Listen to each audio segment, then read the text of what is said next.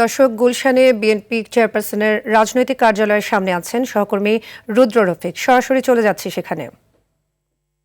রফিক, জানাবেন চেয়ারপারসনের অফিসে এখন কি কার্যক্রম চলছে? তারেক রহমান আজ সারাদিন কাদের সঙ্গে বৈঠক করলেন এবং সেখানে কি বার্তা দিয়েছেন তিনি? সার্বিক পরিস্থিতি জানাবেন।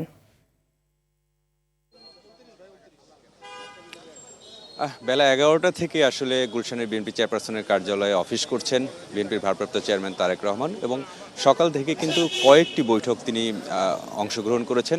আপনাকে একটু জানিয়ে রাখি, সকালেই তিনি তার নিজ নির্বাচনী এলাকা ঢাকা ১৭ আসনের নেতাকর্মীদের সঙ্গে বৈঠক করেন এবং ১৭ আসনের গুলশান এবং ক্যান্টনমেন্ট থানার কিছু নেতাকর্মীদের সঙ্গে তিনি বৈঠক করেন এবং সেই বৈঠকে আসলে নির্বাচনকে সামনে রেখে যে পরিকল্পনা, সেই পরিকল্পনা তিনি ঠিক করেন।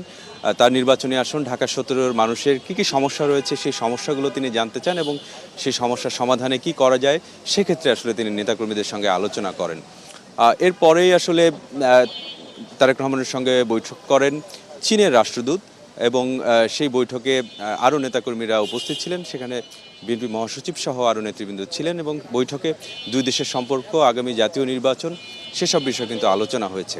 এবং চীনের পক্ষ থেকে জানানো হয়েছে আসলে তারা একটি গণতান্ত্রিক সরকারের সঙ্গে কাজ করতে আগ্রহী এবং তারা দেশের উন্নয়ন কর্মকাণ্ডের সঙ্গে তারা অংশীদার হতে চান বলে আসলে তারেক রহমানের সঙ্গে কাছে তারা জানিয়েছেন।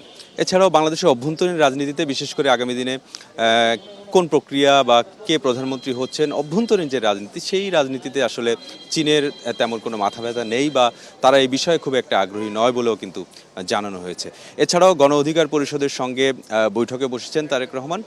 পাশাপাশি আরও অন্যান্য দলের সঙ্গে বৈঠক করার কথা রয়েছে, বিশেষ করে ভাসানী জনশক্তি পার্টির সঙ্গেও বৈঠক করার কথা রয়েছে। তারা, আপনি নিশ্চয়ই দেখতে পাচ্ছেন, সেই পার্টির প্রধান শেখ রফিকুল ইসলাম বাবলু তিনি অপেক্ষা করছেন। সব মিলে সারাদিন আসলে ব্যস্ত সময় পার করছেন তারেক রহমান, যেহেতু সামনে নির্বাচন কেন্দ্রিক আসলে নির্বাচনের কৌশল ঠিক করতে বা সেই কেন্দ্রিক আসলে বৈঠকগুলো এখানে অনুষ্ঠিত হচ্ছে। তো এই ছিল বিএনপি চেয়ারপারসনের কার্যালয়ের সামনে থেকে আমার কাছে সবশেষ। ধন্যবাদ রফিক।